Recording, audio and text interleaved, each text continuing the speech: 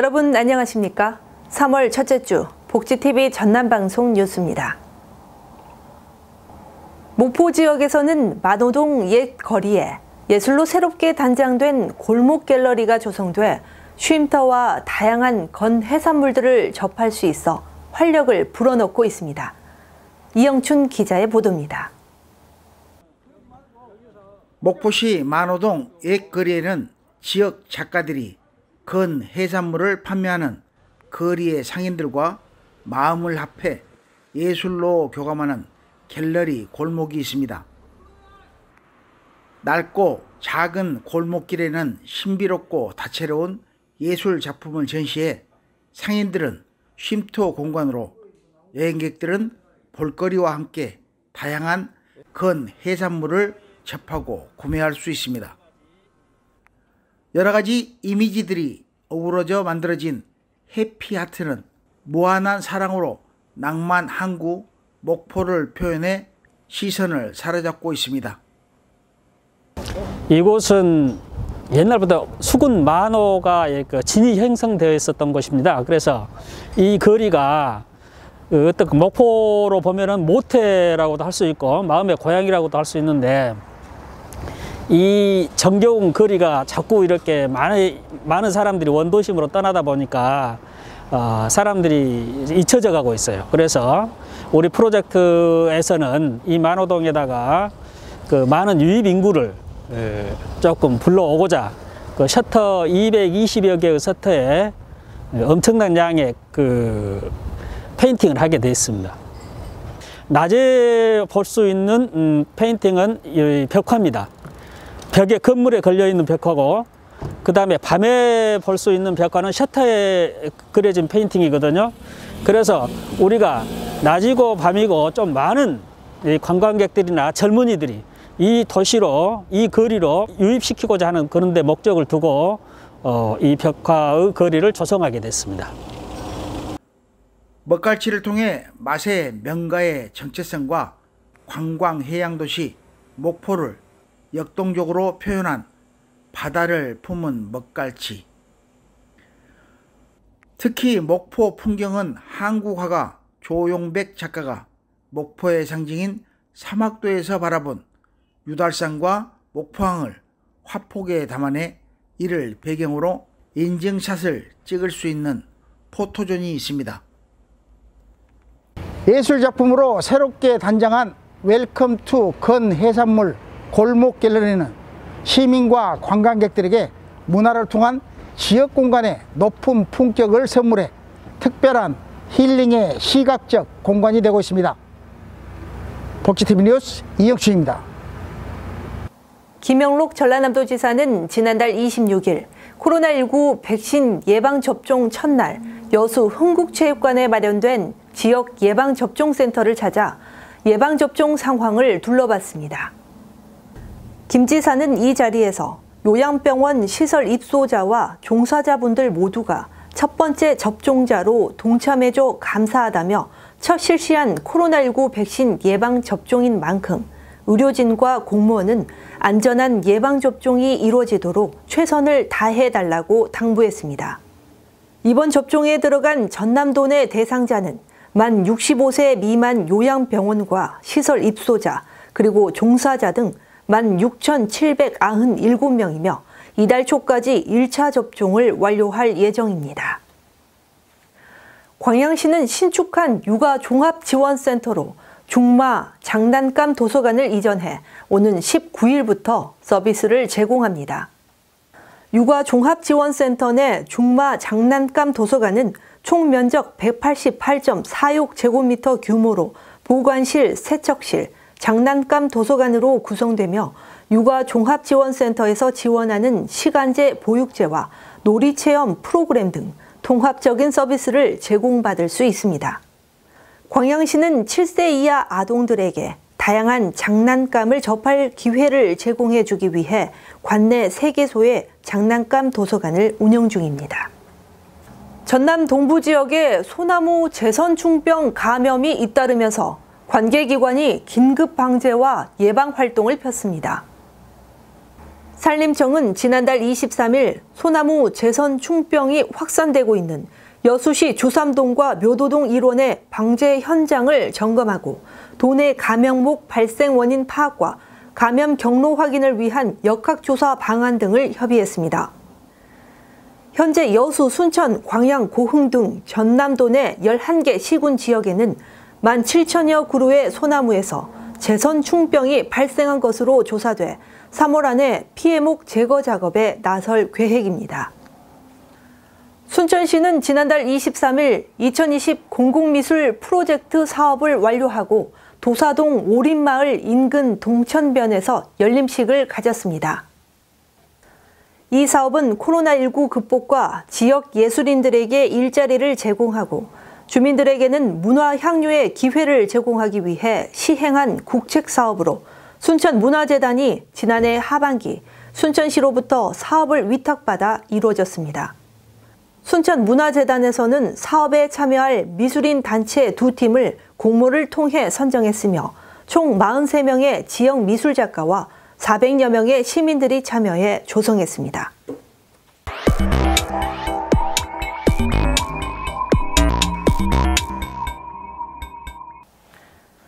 우리 지역의 핫 이슈를 전해드리는 토크인 전남입니다.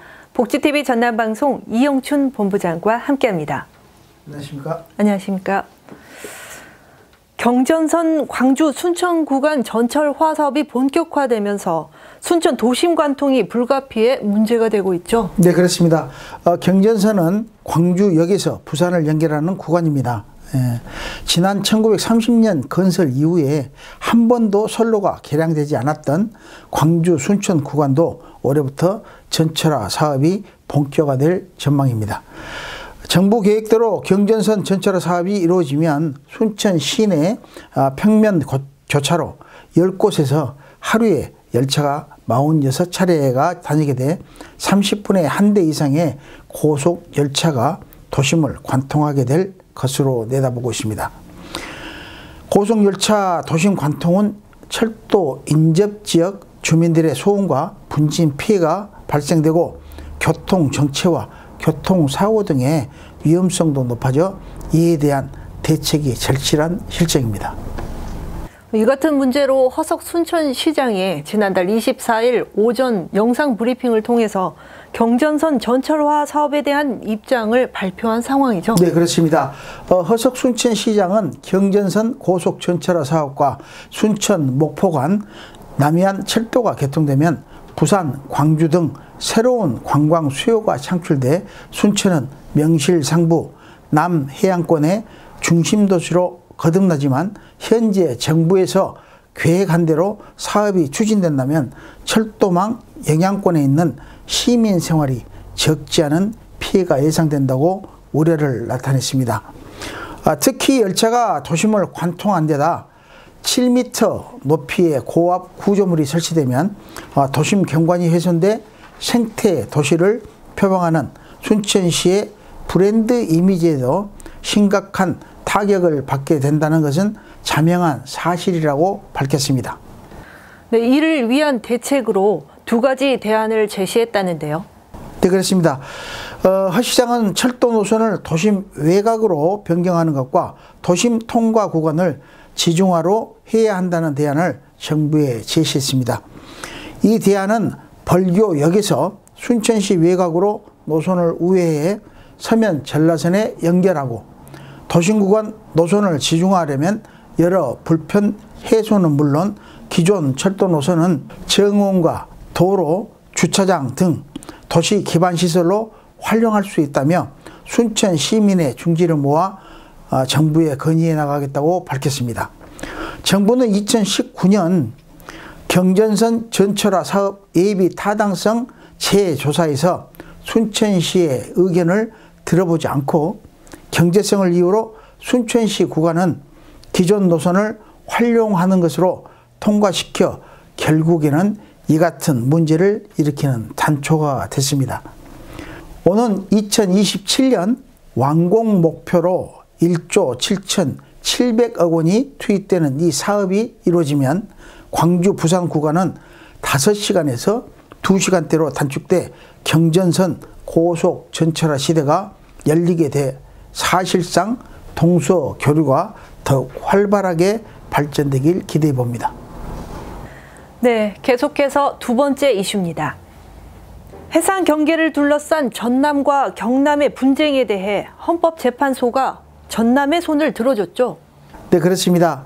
헌법재판소는 지난달 25일 전남, 경남 간의 해상 경계에 대한 권한쟁의 심판 선고에서 경남도의 청구를 기각하고 현재의 해상 경계를 일관되게 주장해온 전라남도의 손을 들어줬습니다.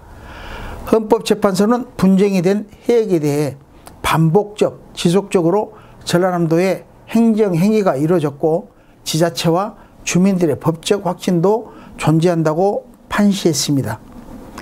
과거부터 적용해온 국가 기본도 상위 해상 경계선이 여전히 유효하다고 본 것입니다. 네, 그 전라남도의 승소로 일단락된 이번 사건의 분쟁은 어떻게 시작됐는지요? 네, 분쟁 대상이 된 해역은 여수 금오도와 남해 세전도 사이 약 2만 헥타르 안팎으로 장어와 멸치가 풍부해 한 해 추정하는 조업량이 수백억 원 어치에 달해 이른바 황금어장으로 알려져 있습니다. 지난 2011년에 경남 멸치잡이 선단이 전남 해역을 침범해 조업한 혐의로 입건되면서 경남 측에서는 경계 자체를 문제 삼아 분쟁이 시작됐지만 지난 2015년 6월 대법원은 기존의 해상 경계선을 적용해야 한다며 전남의 손을 들어줬습니다. 그러나 경상남도와 남해군은 이에 불복해 같은 해 12월 헌법재판소에 여수와 남해 사이에 있는 섬의 중간 지점을 새로운 경계로 설정해 줄 것을 요구하며 권한쟁의 심판을 청구하기에 이른 것입니다. 네, 다행히 이에 대해 헌법재판소가 기각을 내리면서 지자체는 행정적 혼란을 피했고 지역 어민들도 삶의 터전을 지킬 수 있게 됐네요. 네, 그렇습니다. 10년 동안 이어졌던 전남과 경남의 해상 경계 법적 분쟁에는 마침표가 찍혔지만 커질 대로 커진 두 지역 어민들 간의 갈등과 반목을 어떻게 해소할지는 여전히 과제로 남아 있습니다. 이 같은 문제를 우려해 전라남도는 이번 선고를 계기로 경남도가 현재의 결과에 따라 두 지역 어업인들의 현행 해상 경계를 존중하면서 서로 안전하게 조업을 할 수 있도록 적극적인 조치를 해 달라고 당부했습니다. 김영록 전라남도지사는 이번 해상 경계 갈등을 딛고 앞으로 경남도와 오는 2028년 유엔 기구 변화 협약 당사국 총회를 공동 개최하고 남해안 신성장 관광벨트와 해양 관광도로 조성 등 다양한 분야에서 초광역적으로 상생 협력하겠다는 의지를 표명했습니다. 네, 수고하셨습니다. 지금까지 토크인 전남이었습니다.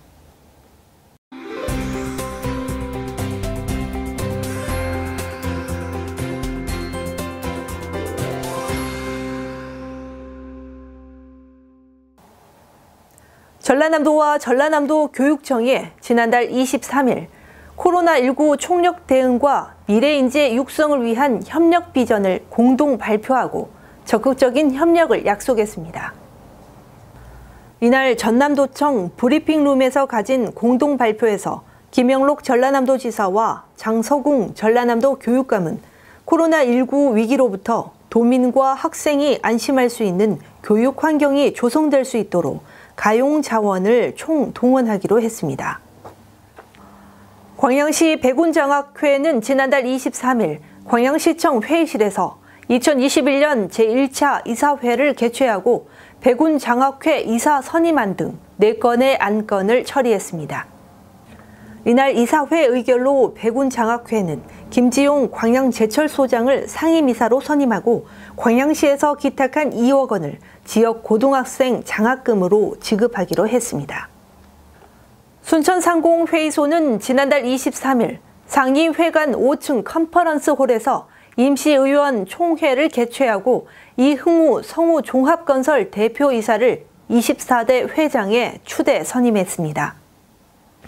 이 회장은 역대 회장들이 추구했던 기업인이 존중받고 기업하기 좋은 사회, 지역사회와 조화롭게 발전하는 기업 생태계를 구축하는 데 최선을 다하겠다고 취임 소감을 밝혔습니다. 여수시가 관내 9,969명의 농어민에게 60여억 원의 공익수당을 일괄 지급하는 가운데 지급 첫째 날인 지난달 24일 여천농협 화양지점에서 농어민 공익수당 조기 사용 협약식을 가졌습니다. 권오봉 여수시장과 김종명 NH농협은행 여수시 지부장, 농어민 단체가 참여한 협약서에는 상품권 유효기간은 발행일로부터 5년이지만 코로나19로 어려움을 겪고 있는 골목 상권과 전통시장 등의 소상공인을 위해 가급적 오는 6월 말까지 조기 사용한다는 내용이 담겨 있습니다.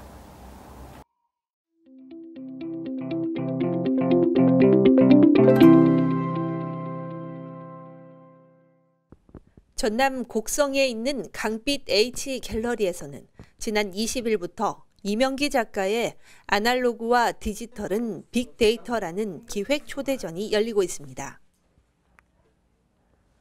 섬진강의 물과 돌, 꽃 등 자연 그대로의 아날로그와 현재의 디지털 감성이 어우러진 사진작품 총 34점이 오는 5월 30일까지 관람객을 맞이합니다.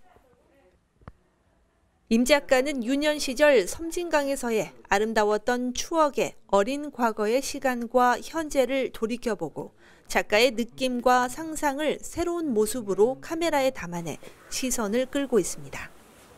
이번 전시는 섬진강과 그다음에 디지털에 대한 빅데이터 작업을 한 겁니다. 근데 섬진강을 제가 아날로그 필름으로 먼저 작업을 하고 있었거든요. 근데 여기 방의 전시도 지금 2층은 아날로그적이고 약간 그 흑백 사진 이미지로 지금 촬영을 해가지고 전시를 하고 있고요. 복도를 타고 내려가면서 물 흐르듯이 내려가면서 2층은 현재 디지털 사진의 어떤 그런 화려하고 어떤 그 데이터를 빅데이터한 그런 이미지들로 전시를 지금 진행하고 있습니다.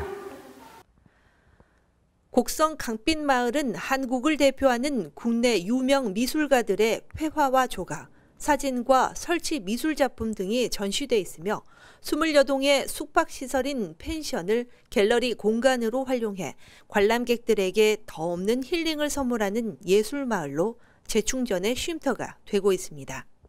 이 강빛 H 갤러리는 기획 전시를 하는 데고요. 두세 달에 한 번씩 여러 장르의 미술가들의 전시가 이어질 예정이고요. 이 강빛마을은 처음에 은퇴자 마을로 테마를 갖고 만든 마을인데, 그러니까 지금은 저희가 이제 예술마을로 확장을 하고 있습니다. 그래서 지금 이쪽에 20동의 집에 다 다른 작가들 작품들이 전시가 되어 있고, 또 여기서 또 숙박이 가능하거든요. 그러니까 숙박의 개념을 좀 더 확장을 시킨 겁니다. 잠만 자는 게 아니고 또 예술품들을 또 함께 하면서 신체적인 안식과 또 정신적인 어떤 평화를 함께 이렇게 추구할 수 있는 그런 마을이라고 볼 수 있습니다. 네. 작가의 아름답고 따뜻한 추억의 파편들이 모여 새롭게 재탄생된 작품들은 지친 일상을 어루만져줘 진한 활력소가 되고 있습니다. 복지TV 뉴스 이소영입니다. 이상으로 뉴스를 마칩니다. 시청해주신 여러분 고맙습니다.